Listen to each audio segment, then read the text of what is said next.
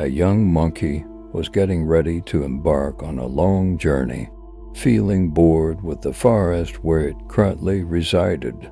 The monkey heard about another part of the world called the forest, where it believed it could find a better place. "I will search for a better life," it exclaimed. Despite the sadness, the monkey's parents let it go, saying, "Let it learn to live on its own," the father wisely told the mother. So, the young monkey set out to find the forest it envisioned as a better living place. Meanwhile, its parents remained in the forest. Time passed until one day, the young monkey surprisingly returned to its parents. Naturally, its arrival was met with joy. While embracing, the young monkey said, "Father, Mother, I didn't find the forest I imagined. Every animal I met was surprised when I talked about going to a better place for all the animals, called a forest. Instead, they laughed at me," it continued sadly. The father and mother just smiled as they listened to the young monkey. "Until I met the wise elephant," it continued. "It said that what I was looking for and calling a forest was actually the forest we live in. You already have and live in that forest. True, my child. Sometimes we think about things far away, whereas what we seek is right in front of us. We are all like that young monkey. Simple things around us often go unnoticed. Instead, we focus on things far away that are, in reality, right in front of us. We fret about our careers, our children's schooling, and all the plans in our lives, yet the job we have now is part of our career. The fact that our children are in school now is part of their education process, and the life we lead is part of the continuum of our lives into the future. Without diminishing the importance of the future and something better, it's beneficial to focus on what is in front of us, what we are doing now, as it will impact our future. She looked at me and said, "You learn quickly, but your answer is still wrong because many people are blind." Failing again, I continued my effort to find a new answer.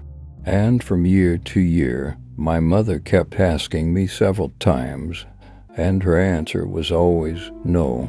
"But you're getting smarter every year, my child." Finally, last year, my grandfather passed away. The whole family was sad. Everyone cried. Even my father cried. I remember it vividly because it was the second time I saw him cry. My mother looked at me when it was my turn to say goodbye to my grandfather. She asked me, "Do you know what the most important part of the body is, my dear?" I was surprised when my mother asked. At a moment like this, I often thought it was just a game between my mother and me. My mother saw the confusion on my face and told me, "This question is important. It will show you whether you are truly alive. For all the body parts you told me before, I always said you were wrong, and I explained why. But today is the day when you have to learn a very important lesson." She looked at me with a maternal face.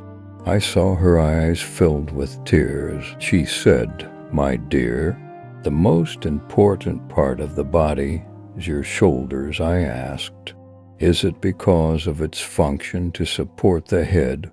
My mother replied, "No, but because shoulders can support the head of a friend or someone you love when they cry. Sometimes in life, everyone needs a shoulder to cry on. I just hope you have enough love and friends so that you always have a shoulder to cry on whenever you need it."